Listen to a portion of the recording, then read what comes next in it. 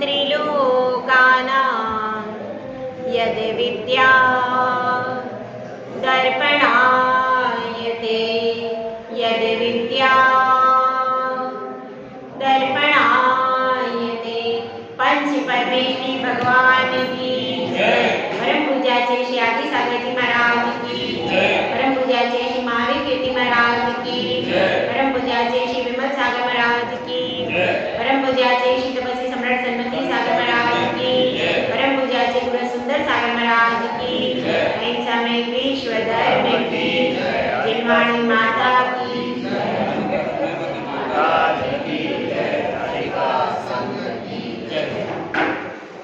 हम सब यहाँ जिन शासन की छांव में विराज रहे हैं, जो छांव कर्मों रूपी धूप से बचाने में समर्थ है। संसार में कर्म रूपी अग्नि लगी हुई और उस अग्नि से अगर कोई बचाता है तो कौन बचाता है? जिन शासन की छांव ही हमको कर्म रूपी अग्नि से बचाती है। अभी आप लोग यहाँ पर बैठे हो, अभी भी आपके अशुभ कर्म है कि नहीं? सत्ता में है, सत्ता में तो है, बैंक में तो बैलेंस है, लेकिन अभी उदय में नहीं आएगा। क्यों? क्योंकि अभी आप इतने पवित्र स्थान पर बैठे हो कि जहाँ के द्वार से ही बाधाएं वापिस चली जाती हैं, वो यहाँ अंदर प्रवेश नहीं कर पाती, क्योंकि यह पूरा मंदिर नमोकार मंत्र से पवित्र है, पूजा से और भगवान की प्रतिमा से क्या है?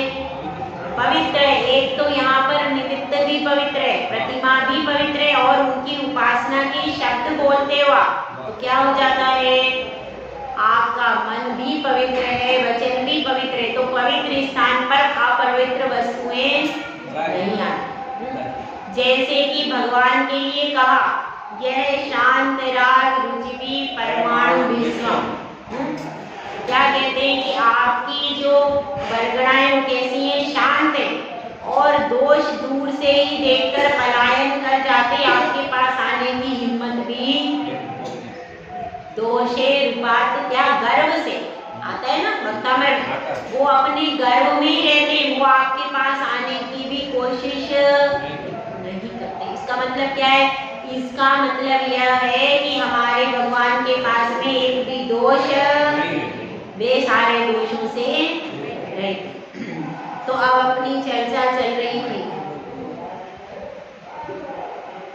अब अपनी चर्चा कौन सी चल रही थी? सम्यक ज्ञान के बारे में कथन चल रहा था। तो उसमें प्रथमान योग के बारे में बता दिया, क्योंकि बच्चों को कहानी और कविता से प्रेम होता है, और कहानी और कविता से जल्दी सीख लेते हैं, इसलिए हम लोग बालक है कब? प्रथमान योग के समय। इसलिए बालक को बोध कराने के लिए प्रथमान योग। उसके बाद क्या बताया था? करणानि योग। अब बालक ने समझ लिया। अब बालक यह जानना चाहता है कि कौन से कर्म की वजह से मुझको ये फल मिला, कौन से कर्म की उदय से मेरा शरीर इतना निर्बल है, कौन से कर्म के उदय से मेरी दुकान नहीं चल रही। यह सारा ज्ञान कौन कराता है? कर्म और करणानियोग ज्ञान कराता है। तीनों लोक में मैं कहाँ पर हूँ, ये कौन बताता है? करणानियोग। लोक का, अलोक का वर्णन, यह सारा वर्णन किसका होता है? कौन बताता है? करणानियोग। ठीक है, यह भी प्रकरण हो गया। अब बच्चे ने यह भी सीख लिया क्या कि तीन लोक कैसे हैं और कर्म क्या है, कर्म कौन से कर्म से कौन सा फल मिलता है। अब क्या है? और उसने फिर क्या कहा कि मुझे अब अशुभ कर्म नहीं चाहिए।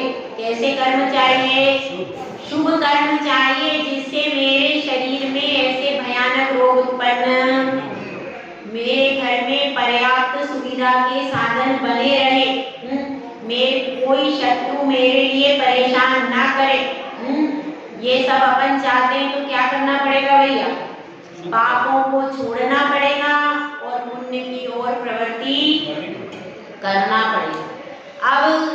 अब उसने कहा कि क्या यही पाप को छोड़ना और पुण्य को ग्रहण करना क्या इतना ही धर्म है? तो उसको गुरुदेव कह रहे कि नहीं भैया, केवल इतना ही धर्म नहीं है, इसके अलावा भी आपने अभी बाहर के आचरण को चेंज किया। जब तक अंदर के आचरण को चेंज नहीं करोगे तब तक धर्म मिलने वाला नहीं है। इसलिए बाहर अंदर के आचरण को चेंज करने के लिए है द्रव्यानियोग। आपने सब जान लिया, कषाय को भी जान लिया और कर्म को भी जान लिया, लोक को भी जान लिया, अयोग अलोक के बारे में भी जान लिया और यह भी जान लिया कि पहले से लेकर के 11 प्रतिमा तक स्वरूप क्या है, मुनिराज का स्वरूप क्या है, उनके 8 मूल गुण के बारे में जान लिया, 28 मूल गुण के बारे में जान लिया और आचरण भी करना शुरू कर दिया या फिर नहीं किया, दोनों प्रकार की स्थिति। उसके बाद भी क्या मोक्ष मिल जाएगा? कौन पूछ रहा है? शिष्य प्रश्न। तो वो कहते नहीं भैया, अभी आपका एक अनुयोग बचा है, इसलिए अभी जब तक आप अपनी आत्मा को अन्य द्रव्यों से, अन्य पदार्थों से भिन्न नहीं समझ पाओगे। मोह घर पे ही पड़ा है और बाहर से हमने बहुत सारा चारित्र भी धारण कर लिया तो भी कल्याण। अपनी जहां आप हो वहीं आपके मन को लेकर के आओ। आपकी आत्मा भी त्यागी होना चाहिए, केवल शरीर से त्यागी होने से काम इस चीज को बताया। तो यहाँ पर अपने को समझना है, इस गाथा की बात चल रही थी द्रव्यायोग क्या होता है, ठीक है? तो इसको अपन पढ़ते हैं। जीवा जीव सुतत्वे पुण्या पुण्ये च बंध मोक्षो च द्रव्यानुयोग दीपम शुद्ध विद्यालोक मातनुते। अब क्या कहना है इसमें, इसको समझने का प्रयास करेंगे। पहले क्या बताया? जीव और अजीव ये क्या हो गए? तत्व। तो जीव में तो जीव आ गया, बाकी के जितने भी तत्व हैं वो अजीव में गर्भित हो जाएंगे। कितने बचे? 6 तत्व भी अजीव में गर्भित हो जाते हैं और द्रव्य में भी एक द्रव्य जीव है, बाकी सारे अजीव हैं, तो उनमें द्रव्य में भी गर्भित हो जाते हैं। और क्या है? पुण्य और अपुण्य। पुण्य पुण्य लिखा है ना, तो उसकी संधि विच्छेद करेंगे, पहला पुण्य और दूसरा निकलेगा अपुण्य, ठीक है? पुण्य पुण्य च बंध मोक्षो च, और बंध और मोक्ष ये क्या हो गया? ये सब क्या है? यह सारे तत्वों में ही बंध मोक्ष आ जाता है, लेकिन यहाँ पर अलग से क्यों कहा? आप बताओ कोई। तत्व में जब बंध मोक्ष पूरा आ गया तो अलग से कहने की क्या जरूरत है? एक होता है सामान्य कथन, एक होता है विशेष कथन। किसी चीज को ज्यादा हाईलाइट किया जाता है, क्यों? क्योंकि अगर उसको हाईलाइट करने का मतलब यह है कि उसको उसके बिना कोई भी कार्य सिद्ध नहीं होता, क्योंकि हमारा मुख्य लक्ष्य क्या है भाई? मोक्ष है? नहीं, आपका लक्ष्य मोक्ष है? सबका लक्ष्य, आज थोड़ी संख्या कम दिख रही है, पता नहीं बाहर चले गए क्या हुआ। बंध और मोक्ष, हमारा सबका लक्ष्य क्या है? मोक्ष है। तो बंध से छूटना ही हमारा लक्ष्य है। जब तक कर्मों के बंधन से नहीं छूटोगे तब तक मोक्ष होगा नहीं, ठीक है? तब तक मोक्ष नहीं होगा जब तक हम कर्मों के बंधन से छूटेंगे नहीं। इसलिए हमको प्रतिपल यह एहसास जरूर होना चाहिए कि हमारे कर्म बंधन हो रहे, हमारे कर्म बंधे हुए हैं, उनको छुड़ाना है। जब हम ये भूल जाएंगे कि हमको कर्मों से मुक्त होना है तो हम भटकना शुरू हो जाएंगे। तो अपनी भटकन हम कहीं संसार में पापों में प्रवृत्ति करके सुख न मान ले। इसलिए यहाँ पर जीव को सचेत करने के लिए अलग से लिख दिया बंध और मोक्ष, ये विशेष कथन। वह 7 तत्वों में दे दिया वो सामान्य कथन, और ये यहाँ पर विशेष रूप से समझाया कि तुमको मोक्ष में जाना है, ये तुम भूलना, अगर तुम भूल गए तो तुम लक्ष्य से भटक जाओगे। और मोक्ष का अर्थ क्या होता है?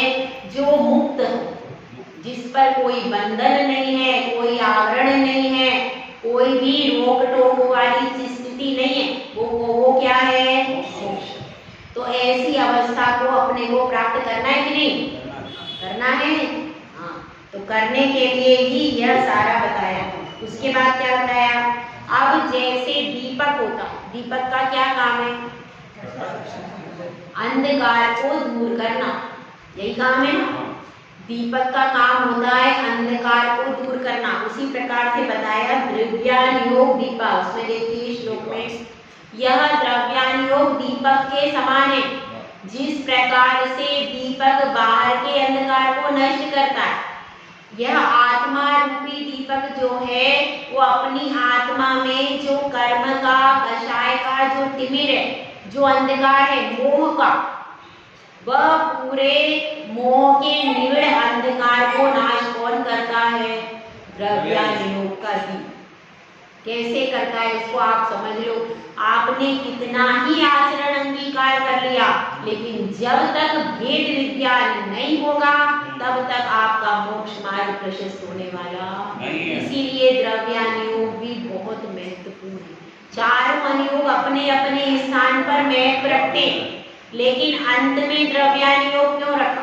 अब इसको भी समझ लें। पहले का तो समझ में आ गया, दूसरे का भी समझ में आ गया, तीसरे का भी समझ में आ गया कि आचरण जब तक चलेंगे नहीं तब तक कार्य सिद्धि नहीं होगी। लेकिन चल भी लिए, लेकिन बाहर से चल रहे, अंदर से नहीं चले तो चलना 2 प्रकार का होता है।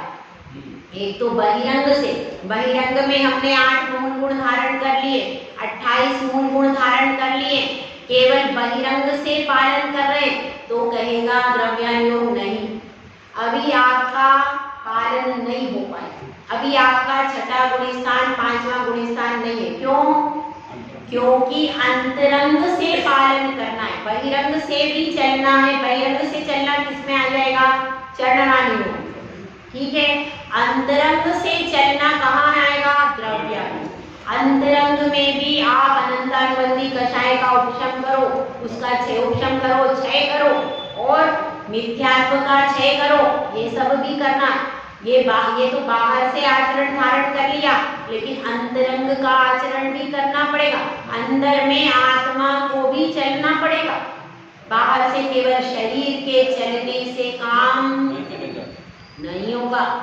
अंतरंग में कषाय को दबाना है और कर्मों का उपशम करना है। जब तक हम कषाय को नहीं दबा रहे, कर्म का उपशम नहीं कर पा रहे, तो फिर हमारा गुण स्थान आगे नहीं बढ़ेगा, फिर हम वहीं के वहीं पहले में पड़े रहेंगे। इसलिए सबसे पहले भेद विज्ञान को जानना।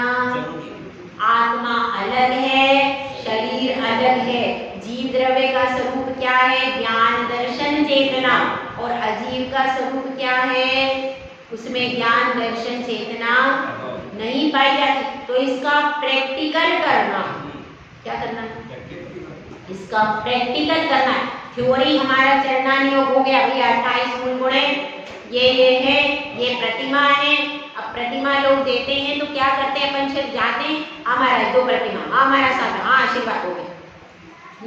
उनका बहुत विशाल स्वरूप है। मैं गलत नहीं बोल रही, किसी पे आक्षेप नहीं कर रही, बुरा मत मानना भी। लेकिन प्रतिमाओं का बहुत वास्ट एरिया है, बहुत बड़ा एरिया है, और उस एरिया को आपको कवर करना है। उसमें प्रतिचार कहाँ लग रहे हैं, उसमें कहाँ आपको परेशानी आ रही है, तो बहुत वास्ट। अभी आप देखना, इसमें एक एक प्रतिमा में इसीलिए थोड़ा वास्ट ले रही हूँ, ताकि प्रतिमा में आपको डीपली समझाया जा सके कि एक एक प्रतिमा में कहाँ कहाँ हमको समझने का अवसर आ रहा है, कहाँ कहाँ हम अपने आप को संभाल सकते हैं, और कहाँ हमारी गलती हो रही वो हमको ही समझ में आ जाए। इतना अभ्यास होना चाहिए। दूसरा समझे, उसके पहले जिसने प्रतिमा ली है उसको तुरंत समझ में आ जाए कि यहाँ मेरी गलती। ऐसा प्रतिमाओं का स्वरूप अपन को पढ़ने का प्रयास करना है। अपन भी कोई बहुत ज्ञानी जीव नहीं है, लेकिन कोशिश कर रहे हैं, तो हम भी कोशिश ही कर रहे हैं। हम कोई बहुत ज्ञानी जीव नहीं, हम भी पढ़ करके जितना समझ पाए और जितना भी अनुभव से देखा है, उस अनुभव के द्वारा ही आपको समझाने का प्रयास करेंगे। ठीक है, तो अब यह बात आप सबको समझ में आ गई। अब इसको एक दृष्टांत के माध्यम से समझिएंगे। चारों अनुयोगों का बहुत अच्छा दृष्टांत। ठीक है, एक माँ थी और उनके साथ में एक उनका क्या था, रतन, है ना। 3 रतन जगमाही जो ये बड़ी ध्याये, और 2 रतन घरमाही सो समाई। एक लाइन और लिखनी पड़े आप लोगों के लिए। 3 रतन जगमाही सो ये बड़ी ध्याये, 2 रतन घरमाही सो अच्छे से समाई। ठीक है, तो अब 2 रतन थे, तो उनका एक छोटा पप्पू था, ज्यादा बड़ा पप्पू नहीं था, छोटा पप्पू लेकर के मम्मा जा रही मंदिर में। अब क्या हुआ, पप्पू थोड़ा सा चला, अब उसको क्या हुआ, उसके पैर थोड़े लड़खड़ाने लगे और पप्पू दरवाजे के पास में आके गिर गया। ठीक है, अब जब पप्पू गिर गया तो पप्पू क्या करेगा, बताओ आप लोग, पप्पू क्या करेगा, हाँ। अब अपना रतन गिर गया तो मैया क्या करेगी, रतन को खाएगी। रतन गिर गया मेरा पुत्र रतन को मैया ने उठाया, तो अब क्या हुआ, अब वो रो ही जा रहा, चुप ही नहीं हो रहा। भैया क्या करे, तो मैया समझा रही, देखो बेटा, ऐसा जैसे गिरने पे थोड़ी रोते, देखो अब तुम्हारी दीदी, बड़ी दीदी थी, वो गिरी थी, वो तो नहीं रोई, तुम क्यों रो रहे हो, तुमको रोना नहीं चाहिए।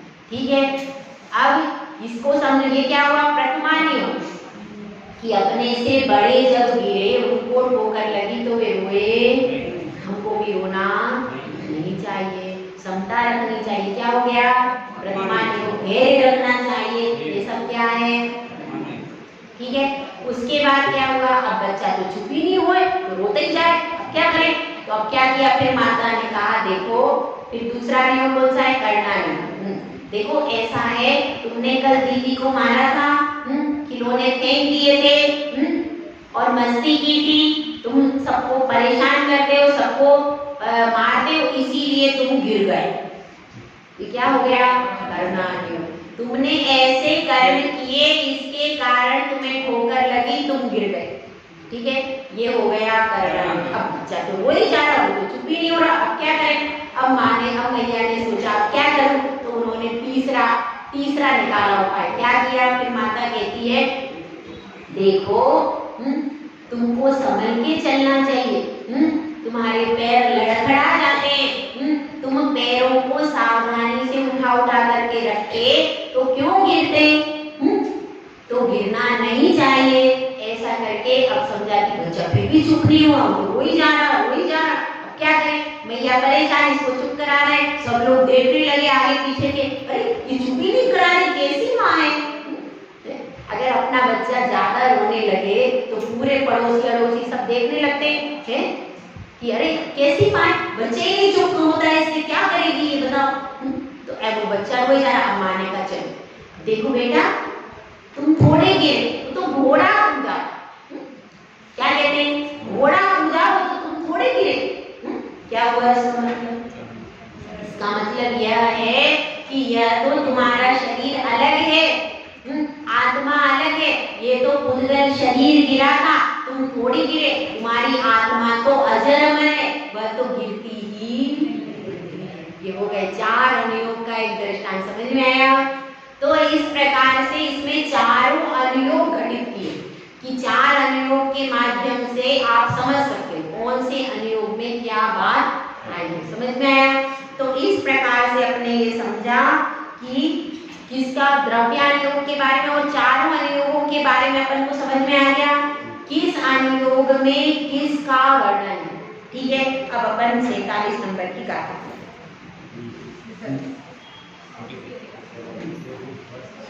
मोहतिमिरापहरणे दर्शन लाभादवाप्त संज्ञान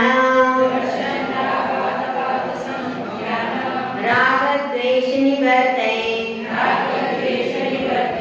चरणं प्रतिपद्यते साधु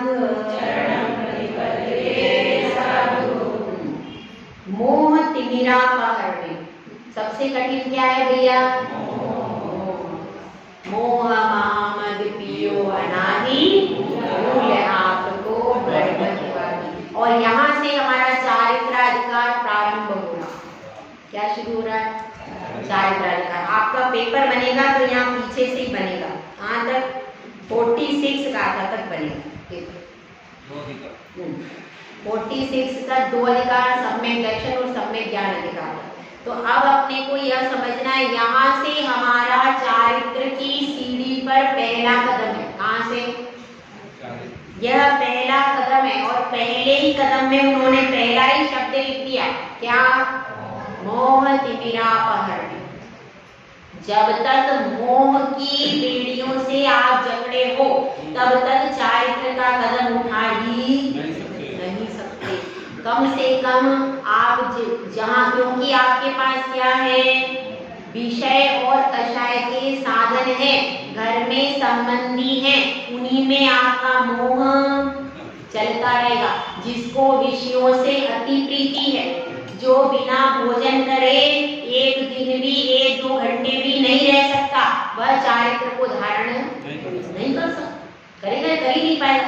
जो हर 1-1, 2-2 घंटे में जिसको भोजन पानी चाहिए, बिल्कुल रह ही नहीं सकता, वो चारित्र थोड़ा भी कुछ नियम ले पाएगा? इसलिए विषय भोगों के प्रति जो मोह होता है उसको भी तोड़ना पड़ेगा। ठीक है?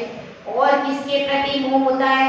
जिसको अपने परिवार के प्रति अत्यधिक मोह है कि उस परिवार को वो छोड़ करके 1 घंटे भी ऐसा रह नहीं सकता, मैं बच्चे के बिना नहीं रह सकती, ऐसा मोह है।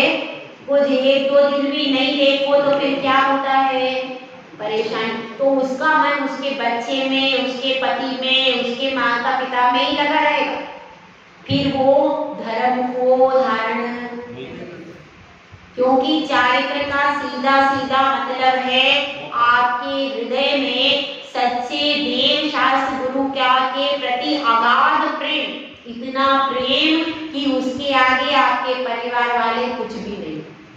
वो है चारित्र वास्तव। केवल आपकी आत्मा में लौ लगी हो और पंच परमेश्वरी, इसके अलावा तीसरे हैं, लेकिन सबसे ज्यादा प्रेम किसके होगा? पंच परमेश्वरी से। घर परिवार वालों से प्रेम होगा, मैं मना नहीं करी, लेकिन पंच परमेश्वरी से ज्यादा होगा और घर परिवार वालों से। यदि आपने 1 दिन भगवान का दर्शन नहीं किया तो आप जैसे मछली तड़पती है ना, ऐसी तड़प होना चाहिए, तब आप वास्तव में परमात्मा के प्रेमी। संसार के प्रेमी हो तो अभी मोह है, और परमात्मा के प्रेमी हो तो मोह कम होगा। ऐसी आंखों से आंसू बहने चाहिए कि अरे आज मुझे दर्शन। ऐसी जब आंसू बहते कब है? जब हमारा इकलौता पुत्र कहाँ जा रहा है? पढ़ने को जा रहा है। तब क्या होता है? माता की आंखों से आंसू निकलते, मेरा बेटा जा रहा है, मेरा बेटा जा रहा है, ऐसा कहकर के वो आंसू तब निकलते हैं, तब नहीं निकलने चाहिए। कब निकलने चाहिए? जब आपको 1 दिन परमात्मा का दर्शन नहीं हुआ, तब आपको लगना चाहिए कि अरे मेरे, तब अगर आपने वो आंसू भी बहाए, एक तरफ पुत्र है, पुत्र के मोह में आपने आंसू बहाए तो क्या होगा भैया? वह तो मोह और बढ़ जाएगा और उससे क्या बंधन होगा? उससे असाता वेदनी कर्म का बंद हो जाएगा। लेकिन एक तरफ आपने कहा आज मुझे भगवान के दर्शन नहीं हुए और आपके आंसू बहने लगे, तो वह आंसू भी आपको कर्म बंधन से छुड़ाने वाले प्रशस्त राग है, उससे आपको पुण्य का ही बंध होगा। क्यों? इसलिए अपने को क्या करना है? ये सांसारिक मोह की बेड़ी को तोड़ना है और परमात्मा से प्रीति को जोड़ना। इधर की बेड़ी टूटेगी तब आप परमात्मा से प्रीति कर पाओ। और अगर वह बेड़ी ज्यादा मजबूत हुई तो आपका क्या रहेगा, दिन भर मंदिर में बैठकर भी चावल इधर चढ़ा रहे उधर पुत्र पुत्र हो रहा। ऐसा करोगे तो क्या होगा, दुविधा में दो गए माया मिली ना राम, वो स्थिति होगी। तो अब आपकी स्थिति लगभग वैसी ही है, ज्यादा अच्छी नहीं, मुझे पता है ऐसी ही स्थिति है। पर मंदिर में चावल चढ़ा रहे, उधर में कुकर रख के आए कि उसकी सीटी तो नहीं बोल ले, ऐसा तो कोई आती नहीं है करके। पर बता रहे महिलाएं ऐसी होती, 5 मिनट मंदिर जाया, एक तरफ कढ़ाई में सब्जी रख दी, एक तरफ कुकर रख दिया और मैं आती हूँ 5 मिनट में, इधर मंदिर में चला रहे। हाँ आज एक सहेली में गई, हाँ बहन रुको रुको, अरे अरे नहीं मैं रुक नहीं सकती, मेरा कुकर चढ़ा है, मेरी सब्जी जल जाए।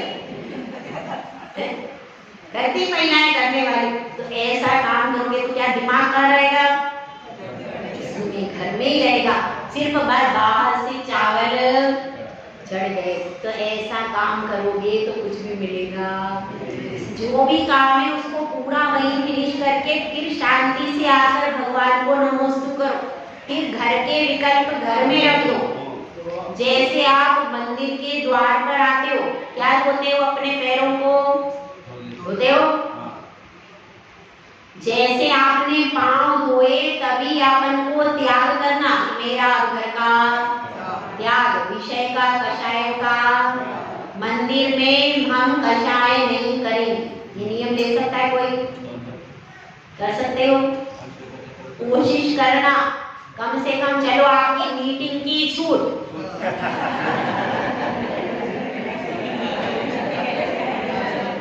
मीटिंग की छूट है, मीटिंग की छूट है, ठीक है, मीटिंग की छूट है। सामने जब आप आओ भगवान के पास आओ, रेगुलर की नियम दे। जब अपन रेगुलर मंदिर में आते हैं तब अपन कम से कम कोई कुछ बोल दे तो ठीक है, किसी ने कलश छू दिया, आप प्रेम से उसको समझा करके आगे बढ़ जाओ। अपनी एक कषाय करने से यदि कोई व्यक्ति मंदिर आना बंद कर देता है तो सारा पाप तुम्हारे माथे पे लगे। ध्यान रखना, अपन ने किसी को डांट दिया जोर से और अपन ने कषाय करी, एक व्यक्ति मंदिर आना, उसका पाप किसको लगेगा, जिसने डांटा है उसके सिर पे पूरा पाप उसका लग जाएगा। एक भी व्यक्ति आप मंदिर में लेके नहीं आ सकते, लेकिन आपके निमित्त से आपने गुस्सा किया, उसको कुछ अपशब्द बोल दिए, वह व्यक्ति मंदिर में दोबारा नहीं आया, इसका सारा पाप किसको लगा, जो कषाय करेगा उसको। इसलिए अपने को कषाय मंदिर में आके नहीं करना, मीटिंग को छोड़ दो, ठीक है, क्योंकि मीटिंग तो रात में होती है, मंदिर के अंदर नहीं होती ज्यादातर।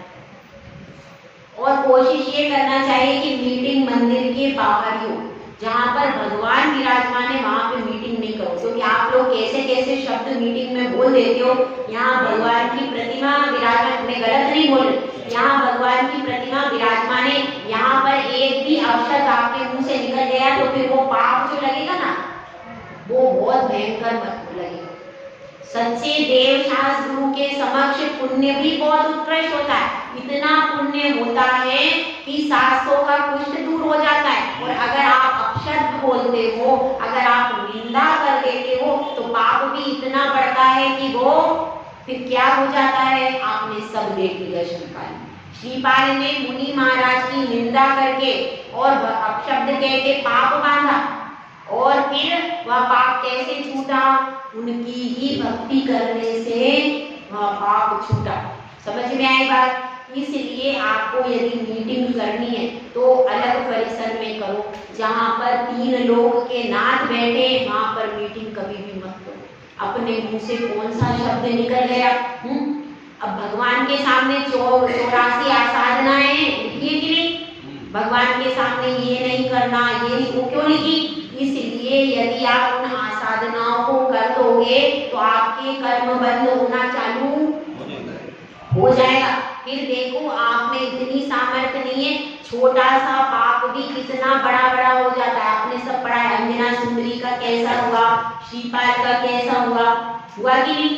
तो उनसे अपने को यही सीखना है कि उनका ऐसा हो गया, उनके सामने तो कोई पुराण नहीं था, अपने सामने सारे चरित्र पुराण खुले हुए, तो फिर अपने को ऐसा समझना, भैया ऐसा करो, मंदिर में मीटिंग मत करो, मंदिर के परिसर में मत करो, जहाँ पर भगवान विराजमान है वहां पर मत करो। आप दूसरी, भगवान विराजमान नहीं हो तो मैं मना नहीं कर, सामान्य हॉल हो उसमें आप कर लो।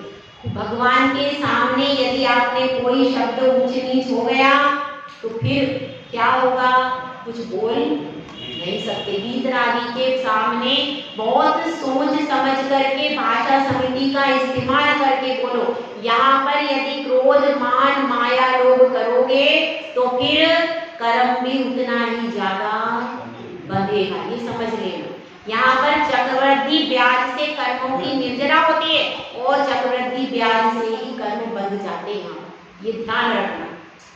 इसलिए ये हमारा पवित्र स्थान है, इस स्थान पर आकर के हम कषाय न करें, विषय भोगों की इच्छा न करें और मोह भी न, ये अपने को ध्यान रखना। हमारा स्थान पवित्र कब होगा? जब हम यहाँ पर अपनी पवित्र भावनाओं को लेकर के आते हैं, बनाए रखते हैं और तो यहाँ पर अतिशय हो जाता है, जल्दी होगा।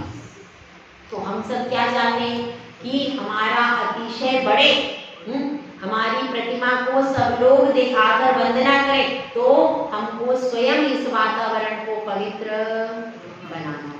ठीक है, अब अपनी बात यही चल रही है, क्या चल रही है कि मोह के तिमिर को हरण करना और क्या करना है? दर्शन लाभा दवाप्त संज्ञाना, और ज्ञान और दर्शन से संयुक्त होकर के रहना है। अब किसको चारित्र की प्राप्ति होगी? जिसने सम्यक दर्शन और सम्यक ज्ञान प्राप्त कर लिया उसको सम्यक चारित्र की प्राप्ति होगी, ये समझ लेना। विधि तो यही है, पहले सम्यक दर्शन सम्यक ज्ञान प्राप्त करो, उसके बाद सम्यक चारित्र की ओर चलो, क्योंकि अब आपकी जैन धर्म पे श्रद्धा ही नहीं है भैया।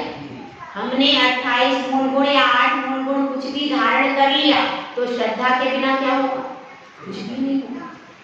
श्रद्धा के बिना कुछ भी नहीं होगा। तो पहले आपकी सच्चे देव शास्त्र गुरु के ऊपर श्रद्धा मजबूत बन जाए, पक्की श्रद्धा, अचल श्रद्धा बन जाए, उसके बाद और फिर हमें भेद विज्ञान हो जाए, आत्मा अलग है शरीर अलग है। जब यह दोनों चीज हो गई, ज्यादा कुछ नहीं, सिर्फ इतना ज्ञान होना जरूरी है कि मेरा शरीर अलग है और आत्मा अलग है और मेरे परिवार वाले भी अलग है, नहीं तो आप गड़बड़ कर दोगे। हाँ, मेरे परिवार वाले, मेरे पत्नी पुत्र आदि जो भी मेरे परिवार जन है वो सब मुझसे अत्यंत अत्यंत भिन्न है, इसको भी प्रतीति करना पड़ेगा।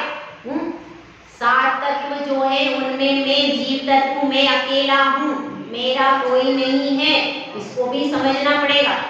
यह सारा जब समझेंगे फिर उसके बाद बताया तीसरा कदम क्या है?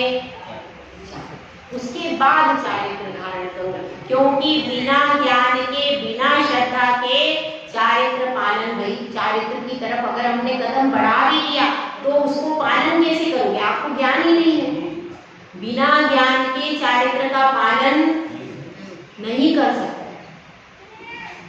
इसलिए हमारे संघ में जब भी दीक्षा होती है तो पहले मूलाचार पढ़ाते और फिर समय सार आदि नियम सार पढ़ाते। तो उसमें दोनों प्रकार का वर्णन, नियम सार ऐसा ग्रंथ है जिसमें चारित्र का चरणानुयोग भी है और द्रव्यानुयोग भी, एकमात्र ऐसा ग्रंथ। इसमें चरणानुयोग भी दिया है और साथ में द्रव्यानुयोग, दोनों का मिक्स है। इसीलिए हमारे गुरुदेव ने कम से कम 3-4 बार नियम सार पढ़ाया, तो बहुत अच्छा ग्रंथ है। तो अपने को पढ़ना है, अपने को यह समझना है कि राग द्वेष निवृत्ति, क्या लिखा? राग और द्वेष से निवृत्ति होती है तब साधु चरणम प्रतिपद्यते, तब साधु आचरण को धारण करता। जब तक राग द्वेष से निवृत्ति नहीं हुई है, स्पष्ट कह दिया, जब तक राग द्वेष से निवृत्ति नहीं हुई है तब तक आचरण को धारण करना संभव ही नहीं है। स्पष्ट बात। तो अब समझ लीजिए थोड़ा सा, अब थोड़ा सा हमको करना में चलना पड़ेगा। राग और द्वेष कौन से कहाँ पर निवृत्त होंगे, इसको थोड़ा सा समझ लेते हैं। तो पहले दूसरे गुण स्थान तक राग द्वेष मतलब कषाय, 2 कषाय राग रूप है और 2 कषाय द्वेष रूप है। कौन सी कषाय द्वेष रूप है? मान और क्रोध और मान कषाय द्वेष रूप है, ठीक है। और माया और लोभ कषाय कैसी? राग रूप। कैसे है देखिए आप, क्रोध जब भी आता है तो सामने वाले के दोष दिखते हैं हमको, उनसे द्वेष रूप ही आता है। इसने ऐसा कर दिया, ये खराब है, ये अच्छा नहीं, ऐसी भावना होती है। तब हम सामने वाले से कहते तुमने ये गलती की, तुमने ये बुरा किया, ऐसे कहते हैं। और मान कैसे होता है? मैं बड़ा हूँ, सामने वाला छोटा है, उसको कुछ नहीं आता है, मैं सबसे अच्छा हूँ, मैं इंटेलिजेंट हूँ, मैं फलाना, ये सब क्या है? मैं इतना सुंदर हूँ, मैं इतना रूपवान हूँ, ये सब क्या है? मान कषाय। तो मान कषाय आती है तो ये दोनों द्वेष, उसमें सामने वाले से द्वेष हो जाता है, क्रोध और मान में। और माया और लोभ में क्या होता है? माया जारी करने वाला मीठा बोलता है, वो कभी कड़वा नहीं बोलेगा। माया जारी करने वाला छुपा, अपनी रियल बात को छुपा लेगा और सामने प्रकट कुछ और कर पाएगा। सामने आपको मीठा मीठा बोल करके का, जितने भी ठग होते हैं वो क्या करते हैं? मीठा बोलते हैं, मीठा बोलते हैं और आप उनकी बातों के लक्ष्यों में फंस जाते हो। तो मीठा बोलते, मायाचारी वाला सामने से वाले को ये सूचित करता है कि मैं आपको बहुत चाहता हूँ, मैं आपका बहुत अच्छा भक्त हूँ, मैं आपको बहुत पसंद करता हूँ। यही साबित करते हैं मायाचारी। अभी जो बालिकाओं के साथ में घटनाएं हो रही, उसमें मायाचारी सबसे प्रमुख है। क्यों? क्योंकि वो लोग ऐसा दिखाते हैं बालिकाओं को, क्या कि हम बहुत अच्छा है, हमारा घर बहुत अच्छा है, हमारा परिवार बहुत अच्छा है, हम ब्राह्मण हैं या कोई दूसरी जाति के, ऐसा उनको बाहर से प्रलोभन दिया जाता है। और जब विवाह हो जाता है उसके बाद पता चलता है कि वो तो कौन है। तो क्या है? पहले मीठा मीठा बोला, पहले उनको ये विश्वास में लिया जाता है, विश्वसनीयता हासिल की जाती है और उसके बाद फिर उनका जीवन भी समाप्त किया जाता है। पूरा प्रोसीजर है उन्होंने जो कार्य सोचा है उसको सिद्ध करने का। तो वो कैसे सिद्ध कर रहे हैं? पूरा मायाजाल है, कुछ भी उसमें सच का अंश भी नहीं है। वो पूरा मायाजाल बिछाते हैं और उसमें फंस जाते हैं। तो मायाजारी करने वाला मीठा बोलता है। और लोभ कैसा होता है? जब हमें कोई वस्तु प्राप्त करना है सामने वाले से, तो कैसा बोलेंगे? उसको अपना बनाएंगे। अब बिना अपना बनाए कोई अपनी वस्तु देता है क्या? भाई नहीं। तो उसको कोई वस्तु प्राप्त करनी है तो अपने स्वार्थ के वशीभूत क्या करते हैं? गधे को भी बना लेते हैं। अब सामने वाला कैसा है? इसके पास बहुत अच्छा, वो देखो वो एक हार है बहुत अच्छा, मैं शादी में पहनने के लिए जाना है, शादी में उस हार को पहन के। तो क्या कर, अरे तुम कितनी आज अच्छी लग रही हो, तुम तो बहुत अच्छी लग रही हो आज। ये भी सोच रही, आप कभी मेरी तारीफ नहीं करती, आज तुम बहुत अच्छी लग रही हो, तुम्हारे घर भी बहुत अच्छा है, तुम कितनी अच्छा भोजन बनाती हो। तो उसकी तारीफ शुरू कर दी तो कैसे हो जाएगा? क्यों? लक्ष्य क्या है? उससे वो प्राप्त करना है उसी। तो उसके सामने मीठा मीठा बोलने लगते। तो लोभ वाला व्यक्ति और माया वाला व्यक्ति तो मीठा बोलता है और सामने वाले का विश्वास जीतने की कोशिश करता है, लेकिन क्रोध और मान में क्या होता है? वहां पर तो उस पर अपना प्रभाव दिखाना चाहते, उसको अपने प्रभाव को दिखाना चाहते कि हम बहुत बड़े हैं, हमें बहुत ज्ञान है, उसमें अपने प्रभाव को प्रदर्शित करते। लेकिन मान और मायाचारी में सामने वाले की प्रशंसा है, माया और लोभ में सामने वाले की प्रशंसा करके उसको अपना बनाया जाता है। ठीक है, इसमें सामने वाले की निंदा है, इसमें क्रोध और मान में। और मायाचारी और लोभ में सामने वाले की प्रशंसा करके अपना बनाया जाए। ठीक है, तो अपने को अब ये समझना है कि हाँ, तो अब इसमें अनंतानुबंधी कषाय कौन सी कषाय है? द्वेष। उसमें भी दो ग्रेड है ना, अनंतानुबंधी मान और माया। ये क्या हो गई? एक तो द्वेष रूप हो गई और दूसरी राग रूप। तो इसी प्रकार से अनंतानुबंधी कषाय के चारों ग्रेड केवल दूसरे गुणस्थान तक रहते। ठीक है, तो दूसरे गुणस्थान तो चारित्र का नंबर ही नहीं है। मतलब आपको चारित्र धारण करना है तो दूसरा गुणस्थान गया, यानी कौन सी कषाय गई चारित्रवान की? अनंतानुबंधी क्रोध मान माया लोभ। दूसरी कषाय है अप्रत्याख्यानावरण क्रोध मान माया लोभ। यह रहती है चतुर्थ गुणस्थान में। तो चतुर्थ गुणस्थान में भी चारित्र का नंबर नहीं। तो मतलब चारित्रवान व्यक्ति के दो कषाय का उपशम होना जरूरी है। कौन सी? अनंतानुबंधी क्रोध मान माया लोभ, अप्रत्याख्यानावरण क्रोध मान माया लोभ। ये दोनों कषाय नहीं होना चाहिए और मिथ्यात्व भी नहीं होना चाहिए। मिथ्यात्व भी नहीं होना चाहिए। दूसरा होता है सम्यक मिथ्यात्व, यानी मिथ्यात्व और सम्यक वह थोड़ा सा मिला जुला परिणाम है। वह नहीं, दही और गुड़ के समान परिणाम है। कौन सा? दूसरे गुणस्थान का। आगे वो गुणस्थान में बड़ा बता देंगे। तो उसमें भी सम्यक मिथ्यात्व भी प्रकृति होना नहीं चाहिए। और कौन सी प्रकृति है? साधन प्रकृति होती है। उसमें भी मिला हुआ ही परिणाम होता है, विशुद्धि नहीं रहती। तो ना तो दूसरे गुणस्थान के योग्य परिणाम होना चाहिए, ना तीसरे गुणस्थान के योग्य परिणाम होना चाहिए, मिश्र परिणाम भी नहीं होना चाहिए।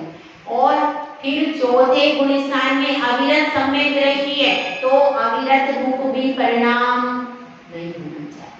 तो यानी कौन से परिणाम होते हैं? दो प्रकार की कषाय नहीं होना चाहिए, मिथ्यात्व नहीं होना चाहिए, मिश्र नहीं होना चाहिए और दूसरे गुणस्थान के साधन रूप परिणाम भी नहीं होना चाहिए। तब फिर हम चारित्र की तरफ आते हैं, क्योंकि चारित्र प्रारंभ होता है पांचवें गुणस्थान से। कहां से? पांचवें गुणस्थान से चारित्र का प्रारंभ होता है। तो अब यहाँ पर समझ लेना, उस चारित्र में दो कषाय हट जाएगी। कौन सी? अनंतानुबंधी और अप्रत्याख्यानावरण कषाय। अप्रत्याख्यानावरण का टाइम पीरियड क्या है? उसका संस्कार काल कहाँ तक रहता है? अनंतानुबंधी का कहाँ तक रहता है? 6 महीने से ऊपर। ये समझ लेना, 6 महीने से ऊपर कषाय यदि चली गई तो आपका सम्यक दर्शन भी गया और आप पूरे मिथ्यात्व में आ जाओ। इसीलिए कहते हैं 6 महीने से पहले किसी से भी गांठ बांध करके। उसके बाद क्या है? उसके बाद है अप्रत्याख्यान कषाय। उसका काल कितना है? 1.5 महीने का। अगर आपने 1.5 महीने, अब आपका क्या है? अब आपने चतुर्थ गुणस्थान में आए तो चतुर्थ गुणस्थान के अंत से कौन सा शुरू हो जाता है? 5वां गुणस्थान। 5वें गुणस्थान वाला जो है उसको कितना बताया है? 1.5 महीने के लिए, 1.5 महीने के ऊपर यदि चली गई आपकी तो क्या हो गया? तो आपको फिर 5वें गुणस्थान में प्रवेश नहीं होगा। और 5वें गुणस्थान के अंत में आपकी कौन सी 5वें गुणस्थान में रहने वाली है? प्रत्याख्यान कषाय। तो उसमें 15 दिन से पहले निराकरण कर लेना चाहिए। जिसने 5वें गुणस्थान में प्रवेश कर लिया उसको 15 दिन में अपना निराकरण कर लेना चाहिए। यदि 15 दिन से अधिक कषाय चली गई क्या होगा? तो आपका गुणस्थान गिर जाएगा, आप नीचे चतुर्थ में आ जाओगे। 1.5 महीने तक रही और 1.5 महीने को क्रॉस कर गई तो चतुर्थ से भी नीचे चले जाओगे। और फिर 6 महीने की हो गई तो दूसरे में आ जाओगे। और 6 महीने से भी ऊपर चली गई तो वापिस पहले में, बैक टू पहले में वापिस आ जाओ। आपका मैच खत्म हो गया। अब आप कहाँ आ जाओ? वापिस चले जाओ अपने वापिस, अब आप मैदान में खेल, आपको योग्यता खत्म हो। तो अपन सबको इस मैदान में खेलना है और जीतना है, जीतना है कि नहीं? इस मैदान में खेल करके वो प्ले मैदान में तो खेलते खेलते जिंदगी बीत गई। अब यह कौन सा मैदान है? अब ये मोक्ष का मैदान। इस मोक्ष के मैदान में खेलो और जीतो। ये पूरा प्रोसीजर अब आगे आचार्य बताएंगे कि कैसे आप इस मैदान में खेल करके जीत सकते हो।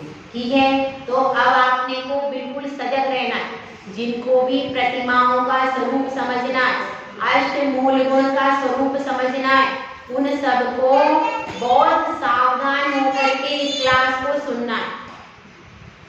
यदि आप इस क्लास